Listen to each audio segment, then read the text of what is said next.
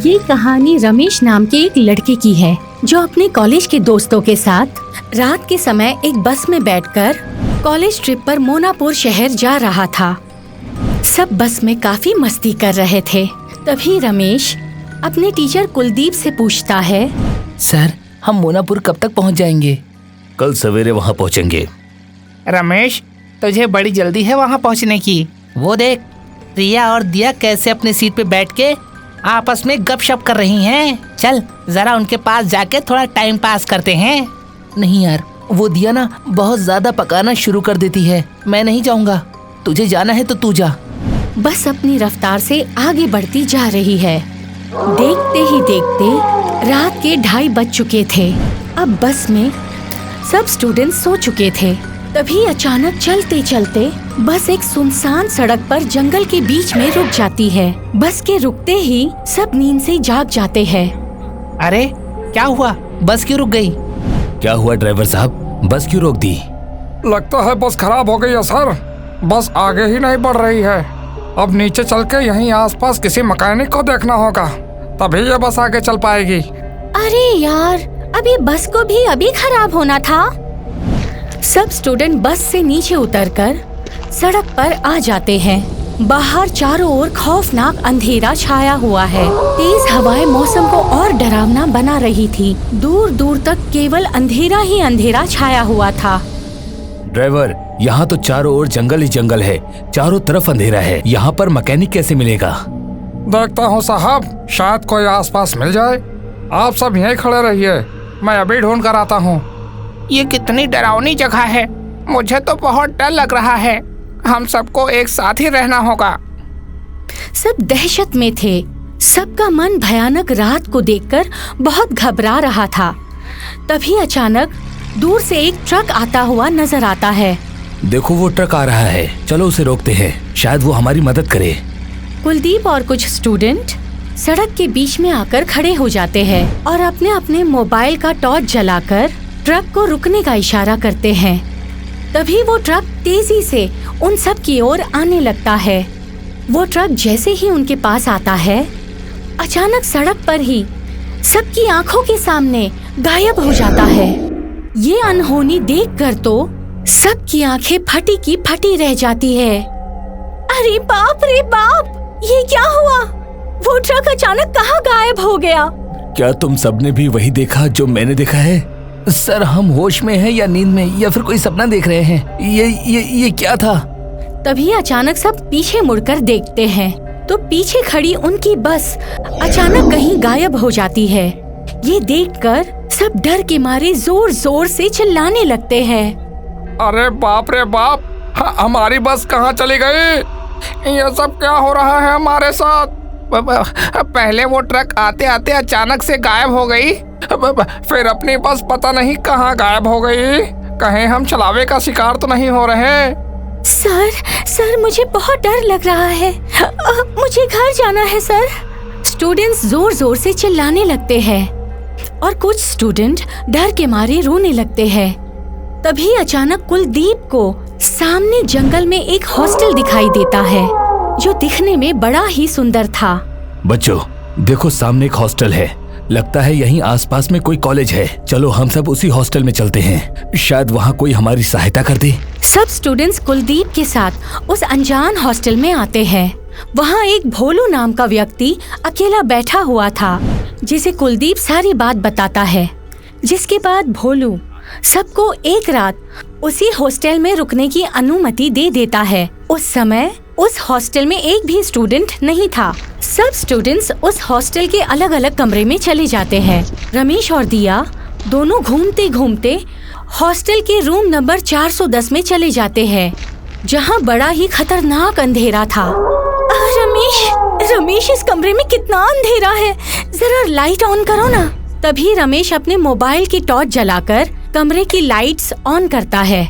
वो कमरा बहुत ही खतरनाक और डरावना था, जिसकी दीवारों पर खून से लोगों के नाम लिखे हुए थे। ये देखकर दिया और रमेश घबरा जाते हैं।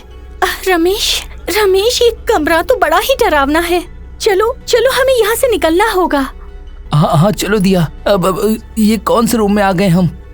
दोनों उस कमरे से निकलकर बाजू वाले रूम के पास आते हैं। जब वो उस रूम का नंबर देखते हैं तो उनके होश उड़ जाते हैं। उस रूम का नंबर भी 410 था। रमेश, इस रूम का नंबर भी 410 है। तुम्हें कुछ अजीब सा नहीं लग रहा?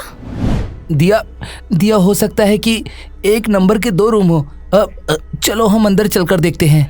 दोनों रूम के अंदर आते हैं, पर अंदर ये रूम भी ऐसा ही था जैसा वो पहले वाला रूम था। दिया मुझे तो कुछ समझ में नहीं आ रहा। हम वापस उसी रूम में कैसे आ गए? लगता है थकान की वजह से हमारे साथ ऐसा हो रहा है। अब छोड़ो सब, मुझे ना बहुत नींद आ रही है। अब रूम चाहे जैसा भी हो, चलो हम सोते हैं। दोनों बेड पर लेट जाते हैं। तभी उस कमरे की अलमारी के पीछे से एक भयानक भूत बाहर निकल आता है। भूतिया हॉस्टल में तुम्हारा स्वागत है।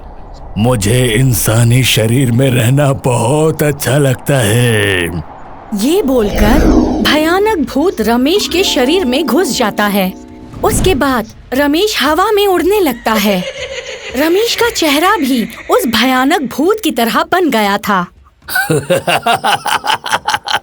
उठो दिया, देखो तुमसे मिलने कौन आया है।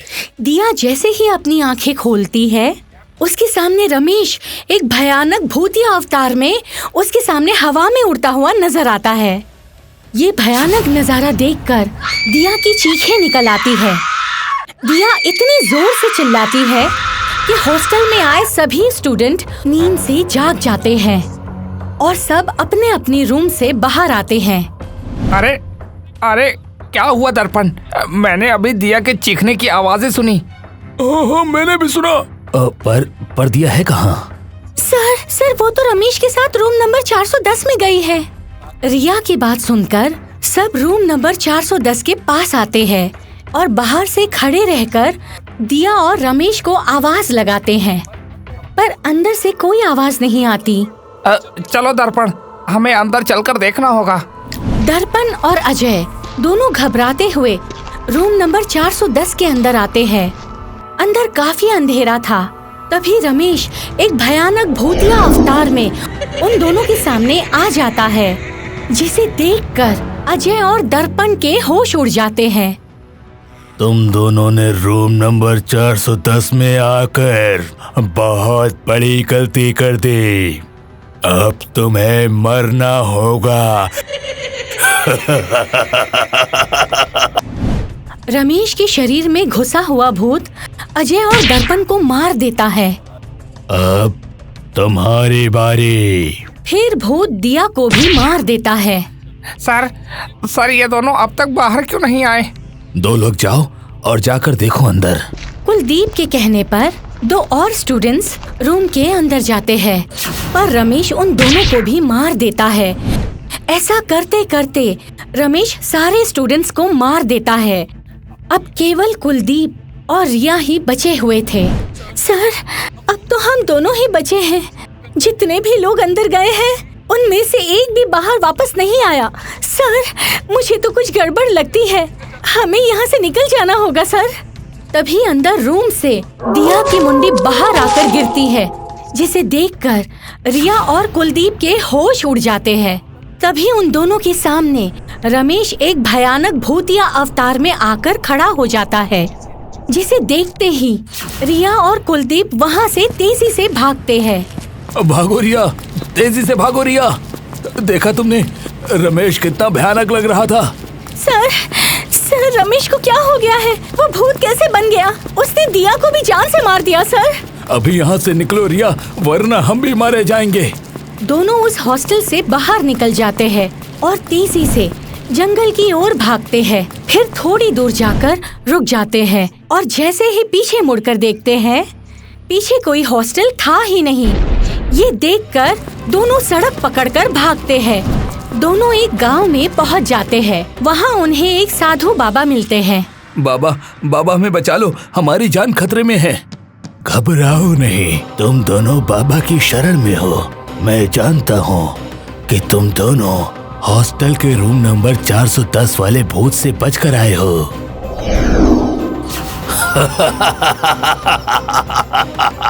अब तुम्हें मुझसे कौन बचाएगा?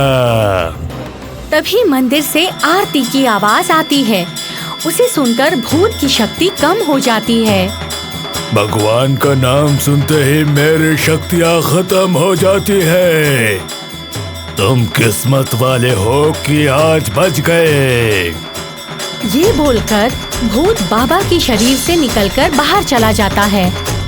आप दोनों कौन हो और मैं यहाँ कैसे आया? ये एक लंबी कहानी है बाबा। आरती का वक्त हो गया है, चलिए मंदिर चलते हैं। फिर तीनों मंदिर में जाते हैं। अब उन्हें किसी बात का डर नहीं था, क्योंकि वो अब भगवान की शरण में हैं। आपको हमारा ये वीडियो पसंद आया हो तो प्लीज हमारे चैनल को सब्सक्राइब कीजिए और हाँ, वीडियो को लाइक और शेयर करना मत भूलना। धन्यवाद।